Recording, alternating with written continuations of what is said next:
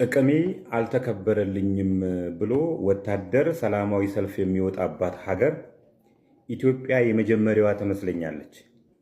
እነዚህ የምታዩቸው ወታደሮች በሰሜን ጦርና በተለያዩ ጦርነቶች ቦርድ የወጡ ወታደሮች ናቸው። ደብረ ዘይት ቢሾፍቱ ላይ 105 ካሬ ቦታ ቤት መስሪያ እንሰጣችኋለን ብለው ፕሮሚስ የገቡላቸው ከዛም በኋላ የተከለከሉ ናቸው።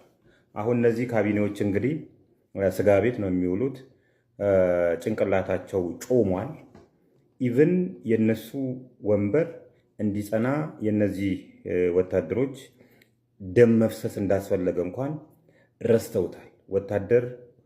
ወታደርን እንዲያባረር ወይም ደግሞ በወታደር ሊበትኗቸው መሞከራቸው በራሱ በዛ ላይ ደግሞ ቢሾፍቱ ደብረ ዘይት ላይ እንግዲህ ወታደር ማለት ምን ማለት ነው የሚል ነዋሪው ያውቀዋል።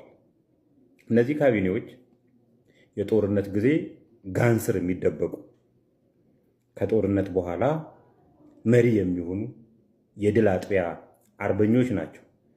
እነሱ ይሄንን ወንበር እንዲይዙ የነዚህ ወታደሮች በጥይት መመታት ነበረባቸው። ረስተውታል። ቢኮስ ደንድነዋል። ጉቦዋ ደንድኗቸዋል። ሌብነቷ ደንድኗቸዋል። መመካከር የሚባል ነገር የለም። መነጋገር የሚባል ነገር የለም። በቂ ምክንያት አይሰጡም። ወይም በጉልበት እንትን ሊሉ ይፈልጋሉ፣ ወይም ደግሞ በመሸሽ ነገሩን ለማለፍ ይፈልጋሉ። ለምንድን ነው?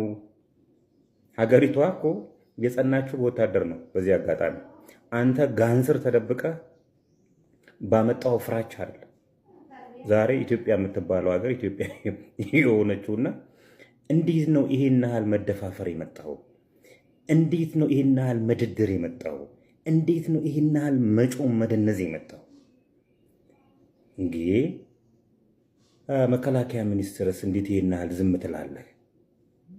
ልጆችህ ምን ያህል መስዋዕት እንደከፈሉ የምታውቀው አንተ ነህ።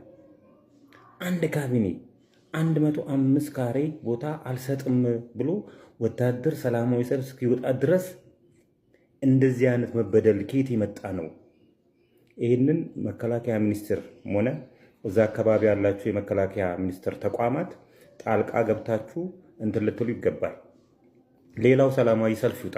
ለምን ተብሎ ነው ወታደር ሰላማዊ ሰልፍ የሚወጣው? እሼቱ መለሰ በፐርፐዝ ብላክ ኢትዮጵያው ዶክተር ፍስሐ እሼቱ 1 ቢሊዮን ብር ይዞ ከመጥፋትና ከራሱ ከፐርፐዝ ብላክ ኢትዮጵያ ጋር በተያያዘ የተነሳበት ሮመር አስመልክቶ በገደምዳሜውም ቢሆን እየተንደፋደፈ መልስ ሰጥቷል። በመጀመሪያ ደረጃ እንደዚህ እየወጣችሁ መልስ የምትሰጡ ሰዎች በክብር አመሰግናችኋለሁ። ምክንያቱም የረሳንላችሁ የመሰላችሁ አጭበርብራችሁ ሀብታም የሆናችሁ ሰዎች እንደዚህ እየወጣችሁ መልስ የምትሰጡበት ጊዜ ስለደረሰ የምትወጡና ነገሮችን የምታብራሩ ሰዎች በግሌ አከብራለሁ፣ አመሰግናለሁ። ነገር ግን እሼቱ መለሰ ከመለሳቸው መልሶች መካከል እኔ የሰራሁት ማስታወቂያ የፐርፐዝ ብላክ ኢትዮጵያን የፋርም ሴክተሩን እንጂ የሪል ስቴቱን ሴክተር አይደለም የሚል መልስ ነው የሰጠው። ይሄ በሌላ አባባል ዶክተር ፍስሐ እሼቱ ይዘው ሄደው ብር እኮ የሪል ስቴቱን ብቻ አይደለም እኮ ሼር የገዙ ይሄ የፈረደበት የአዲስ አበባ ሕዝብ አለ። ኮንሱመሩ አገራችን ሰፊ መሬት አላት።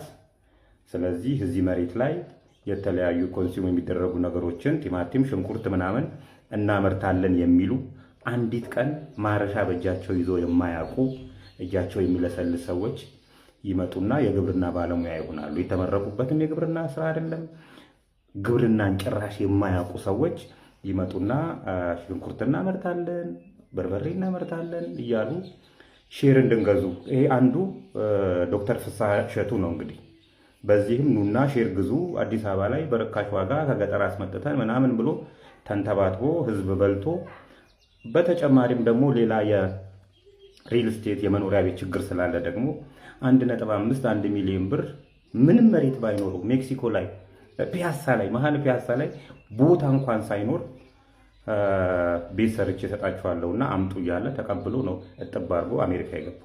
አሜሪካ ከገባ በኋላ የመንግስት ሰዎች ሊያሰሩኝ ስላልቻሉ ኧረ እባክህ ተው እንጂ ዋቴቨር ኤኒዌይ ዶክተር ፍስሐ እሸቱ ይዘው የጠፉት 1 ቢሊዮን ብር የሪል ስቴቱን ብቻ አይደለም ከግብርና ሴክተሩም ላይ ነው ይዘው የጠፉትና እቺንም አስብባት። አመሰግናለሁ።